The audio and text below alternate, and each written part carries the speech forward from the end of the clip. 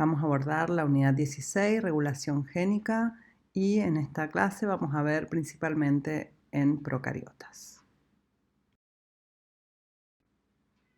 Como comentamos anteriormente, el tema central de la genética molecular es el dogma de la biología, con todas sus excepciones. Este dogma provee la base molecular de la conexión entre el genotipo y el fenotipo, pero no explica cómo estos procesos son regulados para mantener una homeostasis ante los cambios del medio ambiente. Por ejemplo, las bacterias poseen toda la información genética para sintetizar proteínas y poseen la capacidad de utilizar distintas vías bioquímicas para crecer de acuerdo a la disponibilidad de nutrientes, al mismo tiempo que debe optimizar el gasto energético. Por ejemplo, como veremos en esta clase, si en el medio donde está hay disponibilidad de glucosa, utilizarán ese componente para generar energía. Pero si no hay glucosa en el medio, entonces utilizará lactosa, si la hubiera en el medio. Para poder hacerlo, entonces activará los genes necesarios para la degradación de la lactosa. Lo mismo ocurre con otro tipo de nutrientes, como en la generación de ciertos aminoácidos, que si están disponibles, los toma del medio. Caso contrario, deberá activar la expresión de la vía biosintética de dichos elementos. Todo esto es posible gracias a mecanismos precisos de regulación de la expresión génica. En el caso de los organismos eucariotas, además de tener que adaptarse a cambios en el medio ambiente, al ser organismos multicelulares, debe además tener la capacidad de regular la especialización de diferentes tipos celulares a partir de la información genética que es la misma en cada una de sus células. Por ejemplo, el tipo de genes que se expresan en una neurona será claramente diferente del de un hepatocito o célula del hígado. Esta especialización o diferenciación celular es llevada a cabo por un complejo programa de regulación de la expresión génica.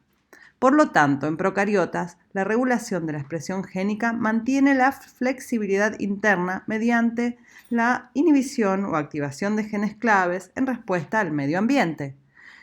En organismos multicelulares eucariotas, además de esto, la regulación de la expresión de genes interviene en la diferenciación celular y, por supuesto, en el mantenimiento de la homeostasis de estos tipos celulares ya diferenciados. Tanto en procariotas como en eucariotas, la expresión de genes puede regularse en múltiples niveles. En términos generales, en ambos puede regularse la cantidad de síntesis de ARN, es decir, puede regularse la transcripción. Y esta es una de las maneras más económicas. Si se sabe que un gen no se va a necesitar a corto plazo, entonces no se iniciará la transcripción, ya que ahorrará mucha energía. Por lo tanto, esta es también la forma de control más común en procariotas. Luego, como sabemos, el ARN sufre extensas modificaciones que afectan su estabilidad. Por lo tanto, se puede regular a este nivel. Otro nivel de regulación es la traducción, la estabilidad de la proteína, su transporte, etc. En eucariota, como veremos, luego hay niveles adicionales de regulación, por ejemplo, el acceso de la maquinaria transcripcional a la unidad transcripcional para poder llevar a cabo la síntesis del ARN.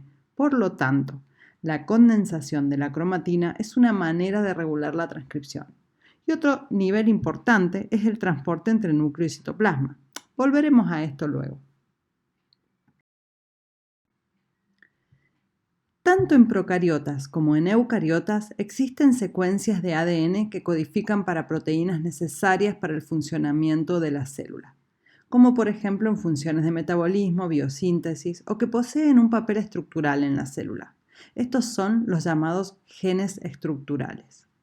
Luego hay otros genes que codifican para ARNs o proteínas que poseen una función reguladora sobre la expresión génica. Estos genes reguladores, en general, son ARNs no codificantes o proteínas que poseen la capacidad de unirse al ADN en secuencias llamadas elementos reguladores. Los elementos reguladores regulan la expresión de genes que están ligados físicamente en el ADN, es decir, que están en cis, como por ejemplo un promotor, que es un elemento regulador al cual se une el producto de un gen regulador, que es un factor de transcripción. Además, otro concepto importante es que existen genes cuya expresión es constante o constitutiva. son genes que no se regulan. Luego hay genes que están inactivos o que su expresión es muy baja bajo ciertas condiciones, debe inducirse o activarse. Estos son los genes inducibles.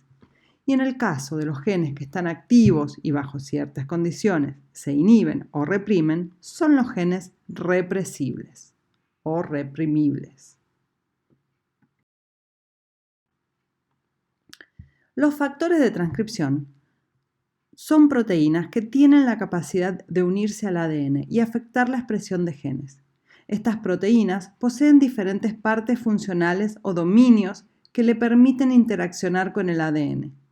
En general, estos dominios consisten entre 30 y 90 aminoácidos. Además de los dominios de interacción con el ADN, muchos de estos poseen otros dominios que les permiten interaccionar con reguladores adicionales.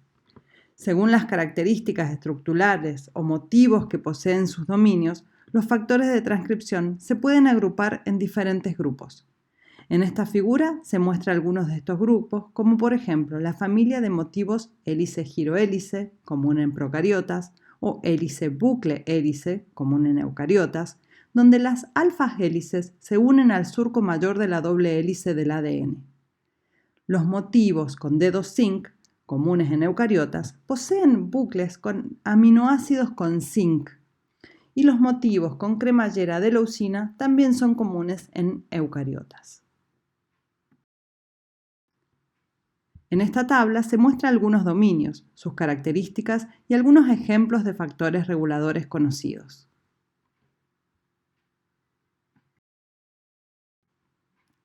Recordemos que en procariotas los genes relacionados a una misma vía suelen estar organizados juntos en un operón, mientras que en eucariotas los genes relacionados suelen estar físicamente separados y no son continuos.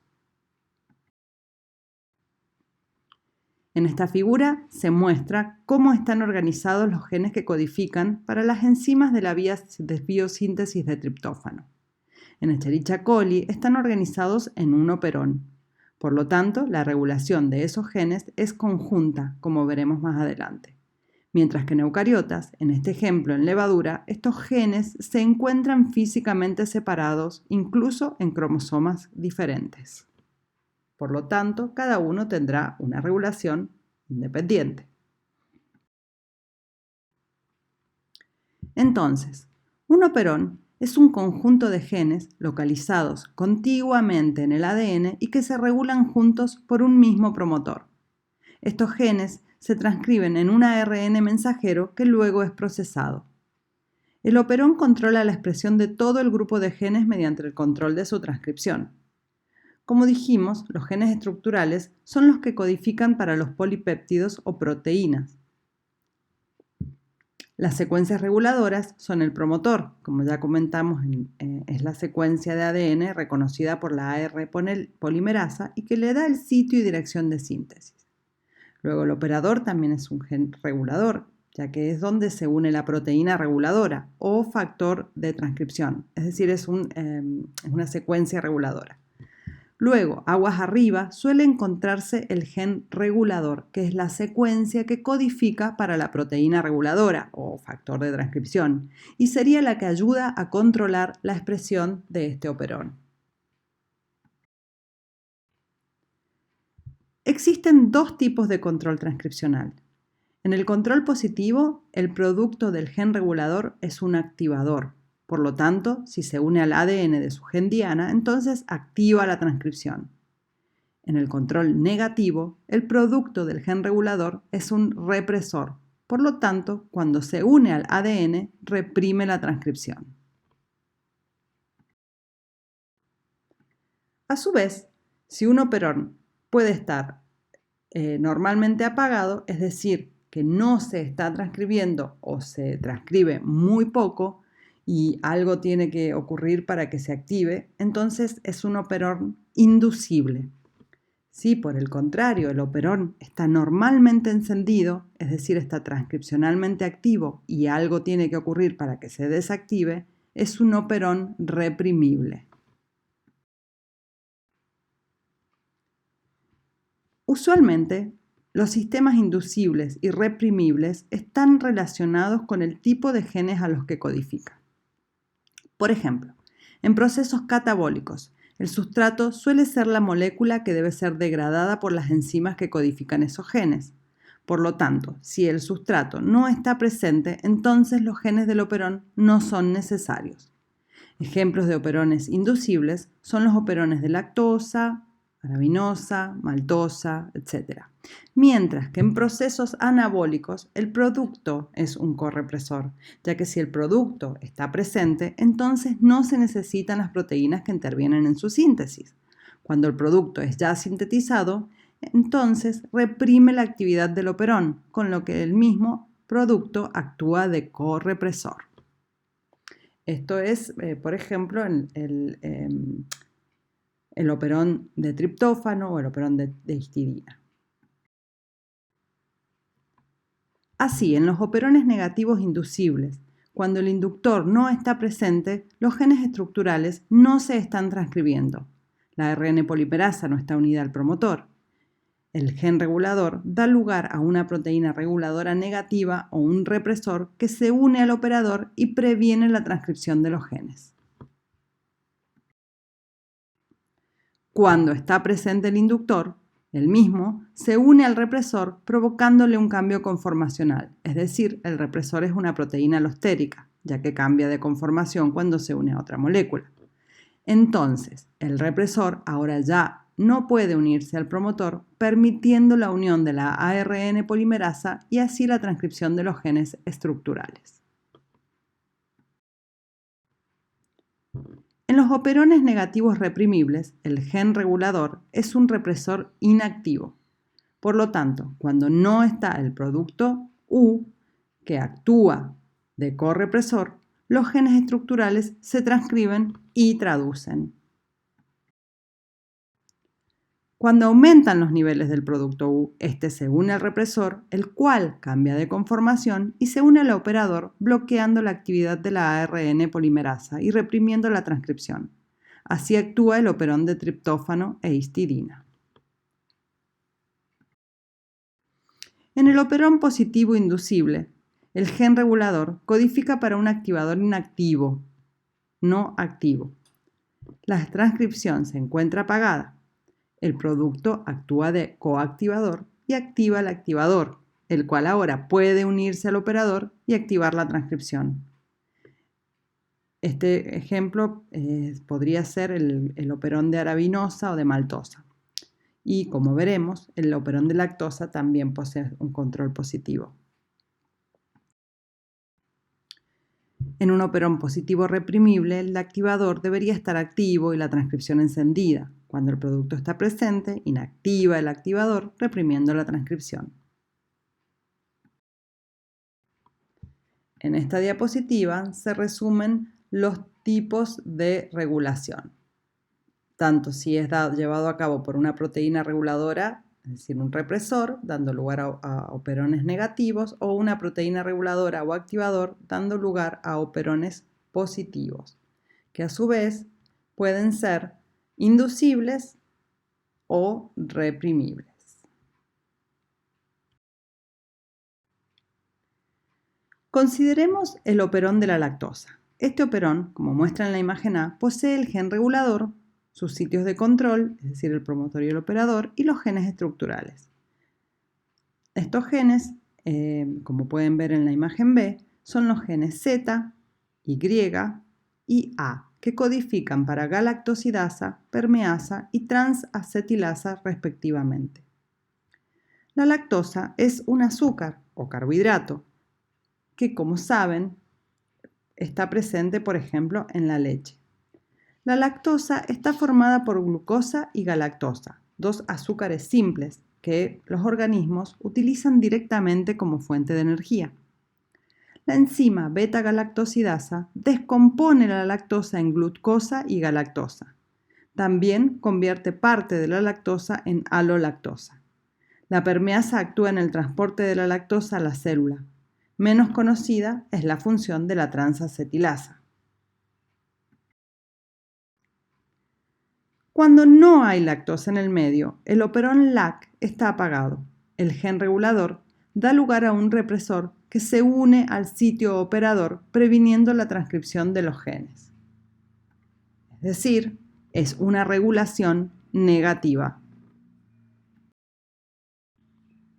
Cuando hay lactosa en el medio, el represor se disocia del operador y los genes Z, Y y A pueden ser transcritos.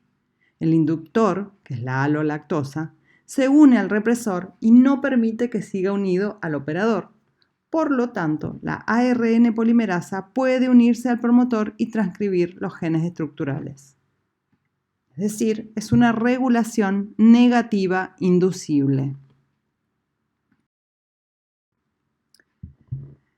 Normalmente hay una baja transcripción en el operón LAC, lo que permite que haya un poco de beta-galactosidasa en la célula y un poco de permeasa, por supuesto. La lactosa es convertida a la lactosa por la beta-galactosidasa y la alolactosa es el inductor del operón LAC. Así, cuando está presente, hace que el represor no esté unido al operador y la ARN polimerasa se une y puede activar la transcripción, y puede llevar a cabo la transcripción. Sin embargo, aunque el represor no esté unido al operador, la activación del promotor requiere una regulación adicional. Se trata del activador CRP, que viene del inglés CMP Receptor Protein, o que también es conocido por CAP, que viene del inglés Catabolite Activator Protein. La presencia de este activador depende de los niveles de glucosa. Si hay altos niveles de glucosa en el medio, hay poco AMP cíclico. Y si hay bajos niveles de glucosa, los niveles de AMP cíclico son altos. Cuando los niveles de AMP cíclico aumentan, se une al CRP y este se une al promotor del operón de lactosa y facilita la unión de la ARN polimerasa. Es decir, actúa como un inductor positivo. Esta sería la regulación positiva del operón LAC. En esta diapositiva se muestra el sitio de unión CAP aguas arriba del promotor.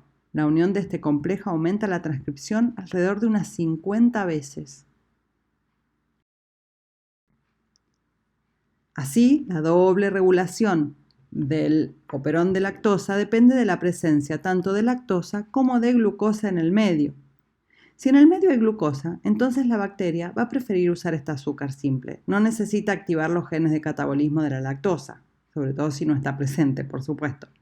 Si hay solo lactosa en el medio, entonces sí o sí necesita activar la transcripción y traducción de las enzimas encargadas de metabolizar este azúcar para obtener finalmente glucosa y energía.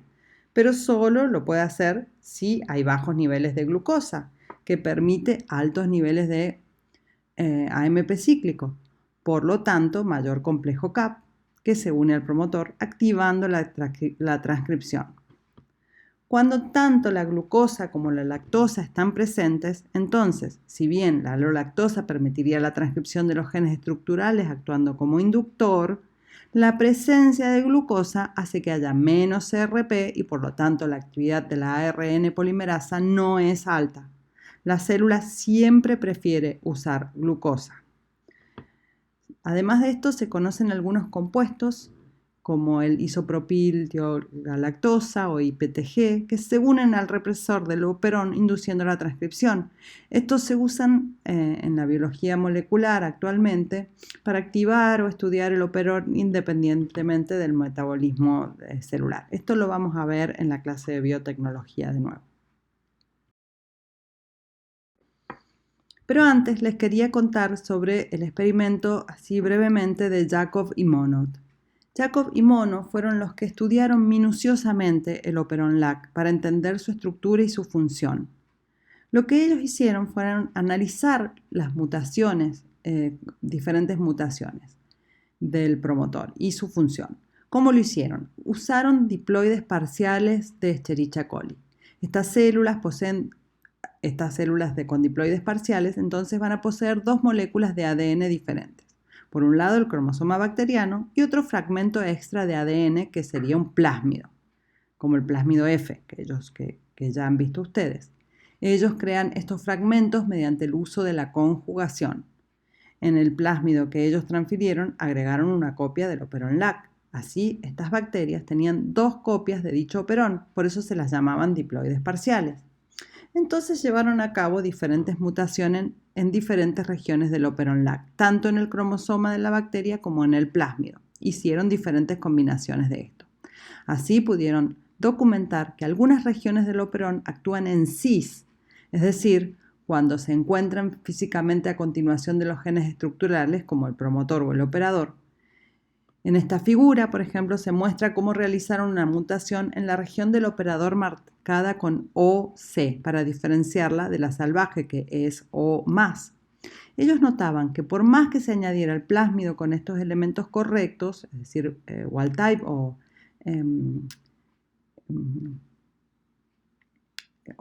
salvaje, la transcripción del operón que estaba en el cromosoma no se bloqueaba, es decir, las proteínas no se podían unir, por lo tanto ese elemento actúa en cis con el operador, con todo el operón. Mientras que el producto del gen regulador, es decir, el represor, cuando está mutado, no se puede unir. Pero si lo restablezco desde fuera, con el plásmido por ejemplo, entonces ahora al estar presente se une y puede reprimir la transcripción. Este actúa en trans porque viene de otro lado, lejano, y además lo puedo añadir.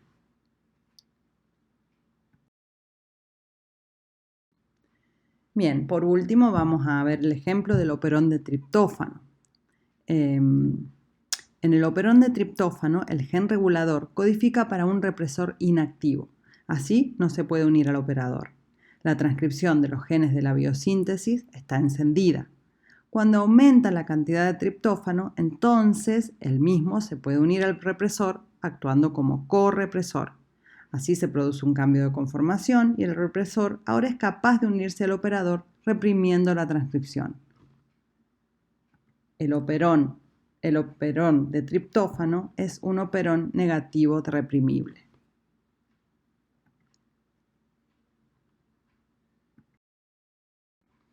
Finalmente, otro de los mecanismos comunes de la regulación de la expresión génica en procariotas es la atenuación de la transcripción, y esto es debido a que la traducción y la transcripción están acopladas. Un ejemplo es también en el operón de triptófano. En la región 5' UTR del ARN de este operón hay una serie de codones que codifican para péptidos que contienen dos codones adyacentes de triptófano. Esta región tiene la capacidad de interaccionar formando diferentes estructuras. Como ven en la figura superior, pueden interaccionar la 1 con la 2, la 3 con la 4. ¿Cómo se muestra? Estos poseen regiones que son complementarias. Luego sigue una región rica en uridinas. También se puede formar la estructura, como se ve en la figura del medio, con la unión complementaria de la región 2 con la región 3. Entonces, los codones que codifican para triptófano están contenidos en la región que se aparean entre 1 y 2. Así, cuando se está aún transcribiendo el operón, comienza la traducción de este ARN en la región 5'. Cuando hay poco triptófano, el ribosoma entonces se queda detenido esperando los ARNs de transferencia cargados con triptófano que tarden en llegar. Esto hace que la región 1 se bloquee y así se forma la estructura uniéndose la región 2 y 3. Entonces esto promueve que no se forme la estructura 3 y 4, sino que solo la 2 y la 3. Y la transcripción sigue adelante, ya que es necesario el triptófano. Ya así de esta manera se necesitan las enzimas que lo sintetizan. Cuando hay triptófano suficiente, entonces el ribosoma pasa rápido por la región 1 y 2 y también por los codones de triptófano. Entonces el ribosoma encontrará un codón stop un poco más arriba. Y como pasa rápido, permite la formación entonces de la estructura 3 y 4. Esto promueve una desestabilización de la ARN polimerasa y así termina la transcripción. Y esto es porque ya no es necesaria la síntesis de las proteínas que sintetizan el triptófano.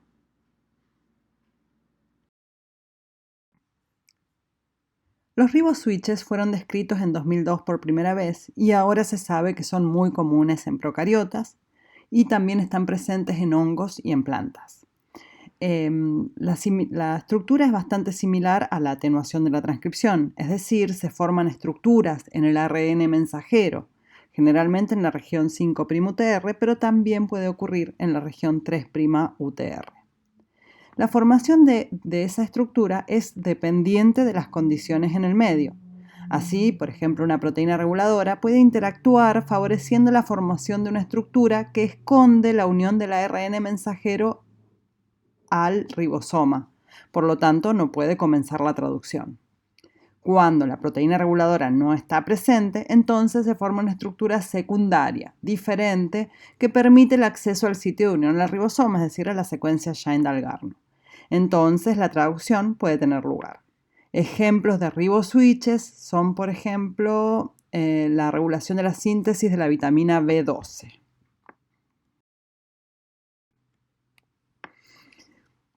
Como ya comentamos, algunos ARNs no codificantes complementarios a regiones específicas, es decir, ARNs antisentidos, que en inglés se denominan antisense RNAs, pueden interaccionar con regiones claves del ARN mensajero e inhibir su traducción. Un ejemplo común de este tipo de regulación es la del gen OMP-F, que está en Escherichia coli. Este es un gen de membrana que regula la osmolaridad de la célula. Cuando la osmolaridad es baja, el gen se traduce y se transcribe. Y cuando la osmolaridad aumenta, entonces se transcribe un gen antisentido a la región 5' UTR de OMP-F que se une al mismo impidiendo el sitio de unión al ribosoma. Por lo tanto, disminuye la expresión de OMP-F.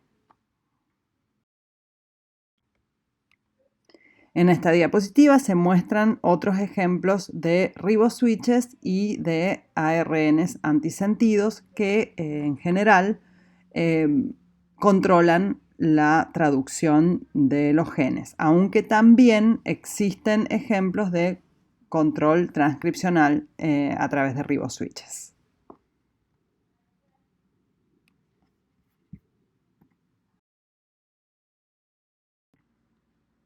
Muchas gracias por su atención.